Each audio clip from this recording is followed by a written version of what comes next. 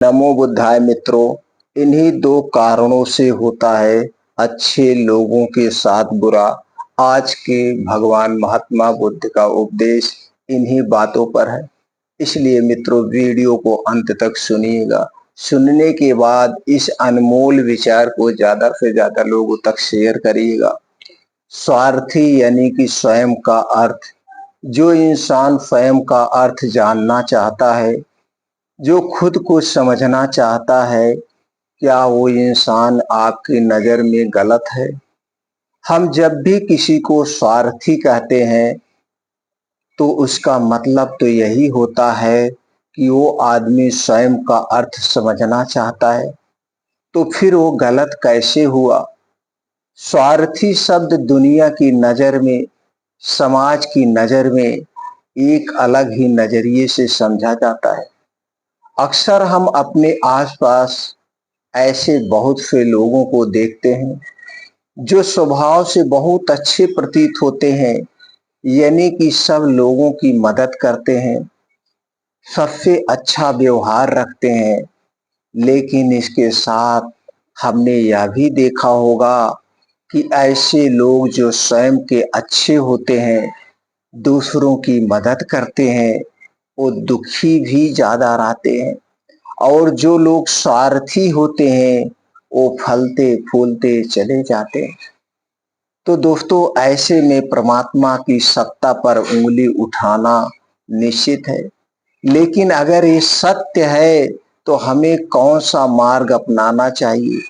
क्या हम भी दूसरों के जैसे बन जाएं? पता नहीं आप में से कितने लोग ऐसे मानते हैं कि अच्छे लोग जीवन में बहुत दुखी रहते। लेकिन इसके पीछे का सत्य क्या है? अगर हम इसके पीछे का सत्य नहीं जानेंगे, नहीं पहचानेंगे, तो कहीं ना कहीं हमारा अवचेतन मन भी बुराई की तरह झुक जाएगा, बुराइयों की तरफ झुकता जाएगा। इसीलिए मित्रों अपने मन में ऐसे विचार पनपने से पहले इस बात की पूरी सच्चाई पूरा निष्कर्ष निकाल ले, ताकि भविष्य में आपको अपने अच्छे होने पर पश्चाताप ना हो, दुख ना हो। आज की जो बौद्ध कहानी मैं आपको सुनाने वाला हूँ उसमें आपको 5 ऐसे तरीके पता चलेंगे जिसके माध्यम से अगर आप कर्म करते हैं तो आप अच्छे कर्म भी कर पाएंगे और दुखी भी नहीं होंगे। एक गांव में अनुभव नाम का एक युवक रहता था। उसका भरा पूरा परिवार था। उसके 2 बच्चे थे, उसकी पत्नी थी, लेकिन उसके माता पिता इस दुनिया से चल बसे थे। इसीलिए पूरे परिवार की जिम्मेदारी उसी के कंधे पर थी, सारा बोझ उसी के कंधों पर था। बच्चे अपनी पढ़ाई करते थे और उसकी पत्नी अपने घर गृहस्थी के कर्मों के साथ गाय भैंस बकरी इत्यादि का दूध बेचकर अपना घर चलाती थी। और अनुभव पहाड़ पे पत्थर तोड़ने का काम करता था। बहुत ही मेहनत भरा काम करता था।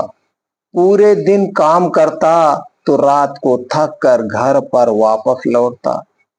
लेकिन इतनी मेहनत करने के बाद भी अगर अनुभव को गांव का कोई भी आदमी मदद के लिए बुलाता तो अनुभव कभी भी मना नहीं करता था। उसके जीवन का एक ही सिद्धांत था, अगर मैं दूसरों की मदद करूंगा तो परमात्मा मेरा साथ देंगे, परमात्मा मेरे साथ कुछ बुरा नहीं होने देंगे। अनुभव अपने इसी सिद्धांत का पालन बहुत ही कड़ाई के साथ करता था। वह इस सिद्धांत पर इतना विश्वास करता था कि अगर कोई बाहर का आदमी उससे मदद मांग ले तो वह अपने घर का काम भी अधूरा छोड़कर उस आदमी की मदद करने के लिए पहुंच जाता था। जिसकी वजह से उसकी पत्नी बहुत परेशान रहती थी। वो अक्सर अनुभव को समझाने की कोशिश करती थी कि सबसे पहले अपना काम करो, अपने परिवार को देखो, दो बच्चे हैं हमारे, और फिर भी तुम दूसरों के काम करने में लगे रहते हो। अरे अपने घर को तो संभालो, अपना घर संभाल नहीं रहा है, दूसरों की मदद करने चले हैं।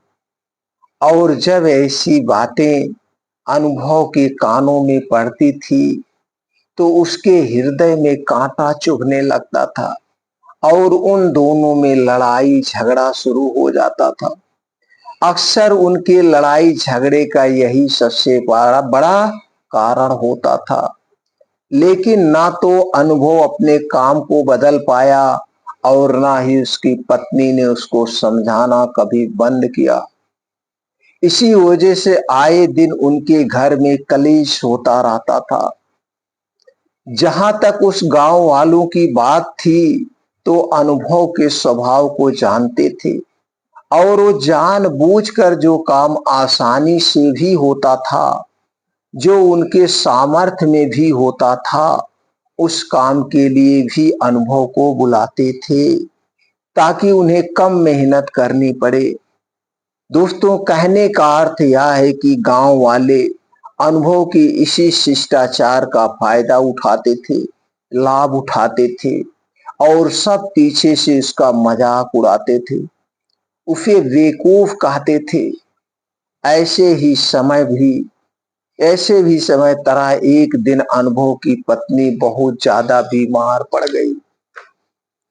अनुभव से जो कुछ भी सेवा हो सकती थी उसने वो सब अपनी पत्नी के लिए किया। उसने गांव के वैद्य को बुलाकर अपनी पत्नी की जांच करवाई, लेकिन ये रोग उस वैद्य की पकड़ से बाहर था। इसीलिए उस वैद्य ने कहा कि तुम अपनी पत्नी को नगर में जाकर किसी बड़े वैद्य को दिखाओ तो तुम्हारी पत्नी की जान बच सकती है। जल्द से जल्द नगर पहुंचने की व्यवस्था करो, नहीं तो तुम्हारी पत्नी के प्राण संकट में हो जाएंगे। यह सुनकर अनुभव के पैरों तले जमीन फिसल गई। उसने यह नहीं सोचा था कि उसकी पत्नी के प्राण संकट में है। वो सोच रहा था कि कोई साधारण सा रोग होगा जिसका इलाज हो जाएगा। लेकिन जब उसने वैद्य की यही बात सुनी तो वह घबरा गया। अब पत्नी को नगर तक कैसे लेकर जाए, क्योंकि उसके पास इतना धन नहीं था कि वो अपनी पत्नी के लिए एक घोड़ा गाड़ी करके उसमें अपनी पत्नी को लिटाकर नगर में ले जा सके। उसकी पत्नी की हालात बिल्कुल चलने की भी नहीं थी, इसीलिए उसे नगर पहुंचाने के लिए किसी घोड़ा गाड़ी की जरूरत थी। संयोग से उसके पड़ोसी रामू के पास एक घोड़ा गाड़ी थी। वो अक्सर व्यापार के लिए अपने घोड़ा गाड़ी नगर में लेकर जाया करता था। इसलिए आनंद के मन में विचार आया कि मैं रामू की घोड़ा गाड़ी ले सकता हूँ। मैं रामू की इतनी मदद करता हूँ, कभी उसके काम को नहीं टालता, तो वह तो मेरे काम को कभी मना ही नहीं कर सकता। और यही सोचकर वो घोड़ा गाड़ी लेने के लिए रामू के पास पहुंच जाता है। लेकिन रामू बहुत ही चालाक इंसान था। वह बहुत ही स्वार्थी आदमी था। वह बिना किराए के अपनी घोड़ा गाड़ी अपने सगे संबंधियों के लिए भी नहीं ले जाता था। वह अनुभव की तो दूर की बात रही है। जब अनुभव ने उससे घोड़ा गाड़ी के बारे में पूछा तो उसने यह कहकर उसका एक काम टाल दिया कि मेरे घोड़े बहुत ज्यादा बीमार हैं, वो शायद बच भी मुश्किल से पाएंगे। 5 दिनों से कुछ नहीं खा रहे हैं, तो ऐसे में बेचारा घोड़ा गाड़ी लेकर कहाँ नगर तक पहुंच पाएगा। हाँ, अगर तुम कुछ धन की व्यवस्था कर सकते हो तो मैं अपने एक मित्र की घोड़ा गाड़ी तुम्हारे लिए मंगवा सकता हूँ। यह सुनकर अनुभव परेशान और चिंतित हो गया, क्योंकि उसके पास तो था ही नहीं धन तो था ही नहीं। इसका मतलब उसकी पत्नी बड़े नगर में वैद्य के पास इलाज के लिए पहुंच ही नहीं पाएगी। उलझन भरे हुए विचार लिए हुए जब आनंद अनुभव वापस आ रहा था, तो उसने एक दिल दहला देने वाला दृश्य देखा। उसने देखा कि रामू के घोड़े, जो रामू के अनुसार बीमार थे और कुछ खा भी नहीं रहे थे, वही घोड़े गांव का ही एक युवक उसकी बाढ़ से जोड़कर बाहर ला रहा था और गाड़ी में इसको जोत रहा था। यह देखकर पहले तो अनुभव को कुछ समझ में नहीं आया। इसके बाद जब अनुभव ने उस युवक से पूछा, तो उसने बताया कि रामू ने एक घोड़ा गाड़ी उसे किराए पर दी है। यह सुनकर अनुभव का दिल दहल गया। अनुभव का दिल अंदर से टूट गया। उसने कभी सपने में भी नहीं सोचा था कि रामू उसका सबसे अच्छा मित्र है। रामू उसके साथ ऐसा कभी कर भी सकता है। हालांकि इस बात पर दुखी होने का वक्त नहीं था। इसीलिए अनुभव वहां से जल्दी से लौट जाता है और गांव के ही एक सेठ के पास जाकर कुछ धन उधार लेकर रामू को दे देता है। रामू अपने मित्र की घोड़ा गाड़ी मंगवा देता है, जिसके बाद वो अपनी पत्नी को वैद्य के पास नगर में ले जाता है। जब उसकी पत्नी का इलाज चल रहा था, तो अनुभव यही सोच रहा था कि एक दिन वो था जब रामू की बेटी बीमार हो गई थी और रामू यहाँ पर नहीं था, तो मैं पूरी रात वैद्य जी के पास उसके लिए बैठा रहा था, उसका इलाज कराया, उसकी देख रेख की थी, उसकी सेवा की थी। इतने दिनों तक रामू नहीं आया था, तब मैं ही इसके परिवार की देख रेख किया करता था।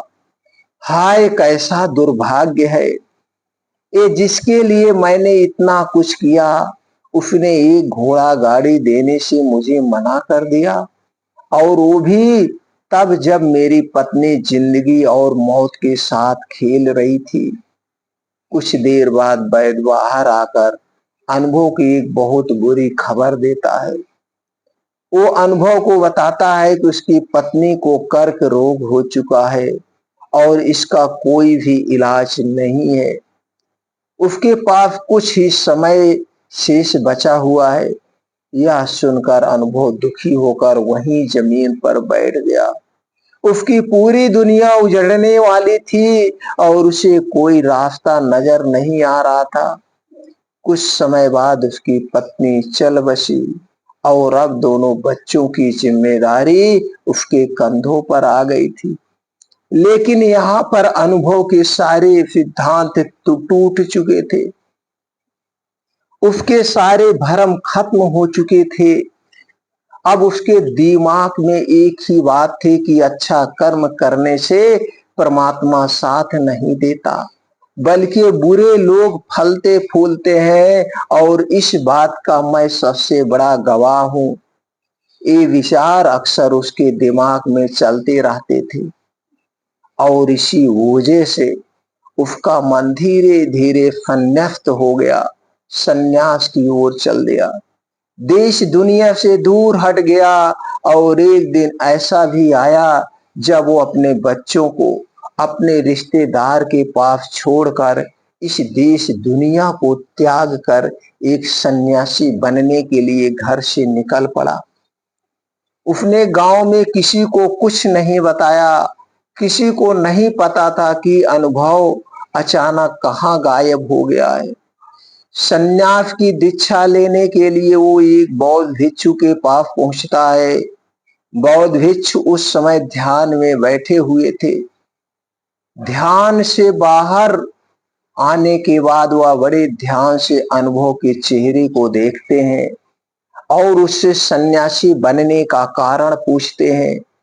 इस पर अनुभव उन्हें अपनी पूरी आप बीती सुना देता है और कहता है कि हे परमात्मा, हे महात्मा, इस दुनिया से मुझे कुछ भी हासिल नहीं हुआ है। मेरा मन इस दुनिया से विरक्त हो चुका है। जब अपने दोस्तों ने ही मेरा साथ नहीं दिया तो इस दुनिया में रहने का कोई मतलब, और इसी वजह से मैं सन्यासी बनना चाहता हूं। ये सुनने के बाद बौद्ध भिक्षु ने उपदेश देना शुरू किया। उन्होंने कहा कि याद रखना बेटा, जीवन से विरक्त होकर सन्यासी बनना तुम्हें परम सुख तक कभी नहीं पहुंचा सकता है, परमानंद तक कभी नहीं पहुंचा सकता है। तुम दुनिया से अपने मन पर एक बोझ लेकर विरक्त हुए हो। तुम दुनिया से परमात्मा की खोज करने के लिए विरक्त नहीं हुए हो। इस भ्रम में कभी मत रहना तुम संसार से विरक्त हुए हो, क्योंकि संसार ने तुम्हें धोखा दिया है, ऐसा तुम्हें लगता है। इसीलिए तुम परमात्मा पे कभी विश्वास नहीं कर पाओगे और ना ही उन पर अपनी पूर्ण आस्था बना पाओगे। इसीलिए सन्यासी होने का भी तुम पूरा लाभ कभी नहीं उठा पाओगे। सन्यासी होने का लाभ तब मिलता है जब हमारी प्रभु में, परमेश्वर में, परमात्मा में पूर्ण आस्था बन जाती है। मैं तुमसे पूछता हूं, क्या तुम्हारी आस्था परमात्मा में है?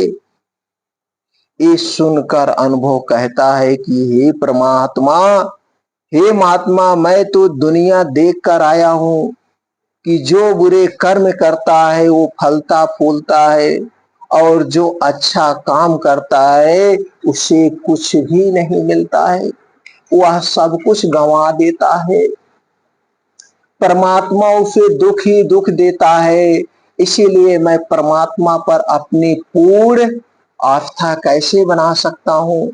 यह सुनकर उस बौद्ध भिक्षु ने कहा कि यही तो यही तो मैं तुम्हें समझाना चाहता हूं कि तुम पूरी ऊर्जा अपने सन्यासी जीवन में लगाओ, और उसके बाद भी तुम्हें फल प्राप्त ना हो तो तुम्हें कैसा लगेगा।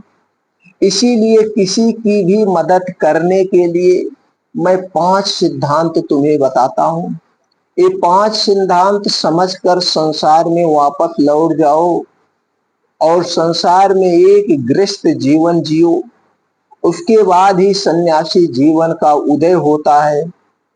जब हम अपने गृहस्थ जीवन को पूर्ण रूप से समझ लेते हैं और अपनी जिम्मेदारियों का निर्वाह कर देते हैं, यह कहकर बौद्ध भिक्षु ने कहना शुरू किया कि जब भी तुम किसी की सहायता करते हो, किसी की मदद करते हो, तो उसमें सबसे पहली बात, सबसे पहला सिद्धांत जो ध्यान में रखने का होता है वह होता है कि किसी की मदद करते वक्त, किसी की सहायता करते वक्त कभी भी उससे उम्मीद मत रखना। ये मत सोचना कि आज मैंने इसकी सहायता कर दी है, मदद कर दी, तो कल बदले में ये भी मेरी सहायता करेगा, मेरी मदद करेगा।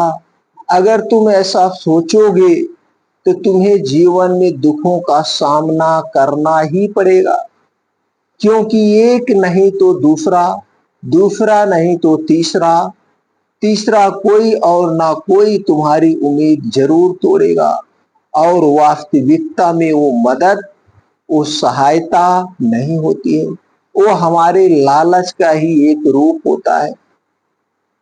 हम उसकी सहायता या मदद निर्भर तरीके से नहीं कर रहे हैं। हमारे मन में लालच का भाव है, हमारे मन में बदले का भाव है।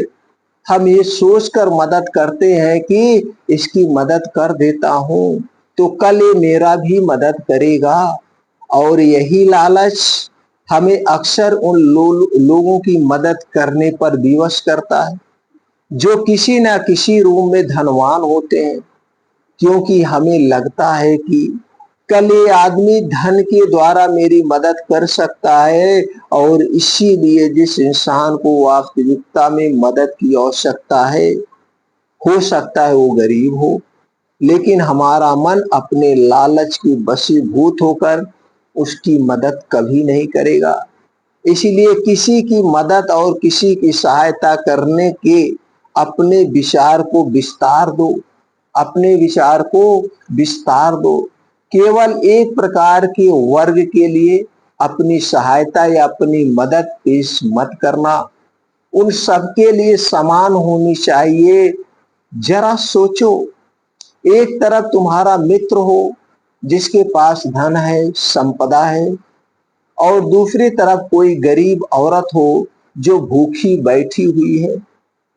तुम्हारा दोस्त तुमसे कहता है कि यार आज तो खाने के लिए अच्छे अच्छे पकवान मंगवा लो बाजार से, और उसकी दूसरी तरफ वो औरत तुमसे 2 सूखी रोटी मांग रही हो, तो तुम किसकी मदद करोगे? कौन मदद का हकदार सबसे पहले है? मित्रों, सबसे पहले हमारा कर्तव्य बनता है कि उस औरत की भूख मिटाएं, लेकिन अक्सर इंसान ऐसे नहीं सोचता है। वो अपने दोस्त को तो खिला देगा, उसको तो बाजार से बहुत महंगी वस्तु मंगा के दे भी देगा, लेकिन किसी गरीब को उसकी भूख मिटाने के लिए पैसा या धन नहीं देगा। दूसरी बात जो ख्याल रखने की है, वो ये कि सहायता करते वक्त हमारा लालच कभी भी उसके साथ नहीं जुड़ना चाहिए। अक्सर हम जब किसी की मदद करते हैं तो हमारा लालच, हमारा स्वार्थी उसके साथ जुड़ा होता है, और हम अपने भविष्य की योजना तैयार करके उस आदमी की मदद करते हैं। हम ये सोचते हैं कि अगर मैं इसका ये काम करूंगा तो भविष्य में ये आदमी मेरा वो काम भी पूरा कर देगा, और वो सहायता, वो मदद बिल्कुल भी परमात्मा के द्वार को नहीं खटखटाती, क्योंकि वो लालच है। जाहिर है आप अपने आप को धोखा देने के लिए अपने लालच को एक सहायता, एक मदद का रूप दे रहे हैं। तीसरी बात जो ख्याल रखने की है, वो ये कि अपने सामर्थ्य के हिसाब से दूसरों की मदद करो। कभी भी एक ग्रस्त आदमी को किसी की इतनी सहायता नहीं करनी चाहिए जिससे कि उसका परिवार और उसके बच्चे कष्ट में जीवन बिताएं। सबसे पहला फर्ज हमारा होता है अपने परिवार को सुखी रखना, उनकी जरूरतें पूरी करना, और उसके बाद दूसरों की मदद करता आता है। लेकिन कुछ लोग दूसरों की मदद पहले करते हैं और अपने परिवार को तवज्जो कम देते हैं, जिससे कि परिवार में लड़ाई झगड़े आए दिन पनपते रहते हैं, और ये सब हम समाज में देखते रहते हैं अपने आसपास। अगली बार जो ख्याल में रखने की अगली बात जो ख्याल में रखने की होती है, वो ये कि अपना कर्म, अपनी जिम्मेदारियां पहले निभानी होती है। हम अपना कर्म, अपना काम छोड़कर पहले दूसरों की मदद करने के लिए चले जाते हैं, और जब दूसरा बदले में हमारी मदद नहीं करता तो हमारा दिल दुखी हो जाता है। हम सोचते हैं कि मैंने तो अपना काम छोड़कर उस आदमी की मदद की थी, और वो आदमी मेरी मदद ही नहीं कर रहा है। इसीलिए अपना कर्म सर्वोपरि, अपना कर्म सबसे ऊपर, क्योंकि वही काम करने के लिए इस दुनिया में हमारा जन्म हुआ है। और सबसे आखिर में जो बात समझने की है, वो ये कि परमात्मा की मर्जी से ही सब कुछ होता है। हमारा कर्तव्य है अपने कर्म को करते जाना। करनी धरनी तो ऊपर वाले के हाथ में है, इसीलिए जो कुछ भी होता है सब ऊपर वाले पे छोड़ दो। अगर तुम्हें कोई धोखा भी देता है तो यह समझ के चले हो कि वो सब ऊपर वाले की करनी होती है। आप ये मान के चलो कि मैं करता नहीं हूं, मैं तो एक माध्यम हूं, करवाने वाला तो वो है, उसके सामने किसकी मर्जी चली है। जब ये आस्था, ये विचार हमारे मन में पनपने लगते हैं तो हमारी सारी शिकायतें दूर हो जाती है। क्योंकि इस दुनिया में जो कुछ भी होता है अच्छे के लिए होता है। जो भी हो रहा है अच्छे के लिए हो रहा है और जो भी होगा अच्छा ही होगा।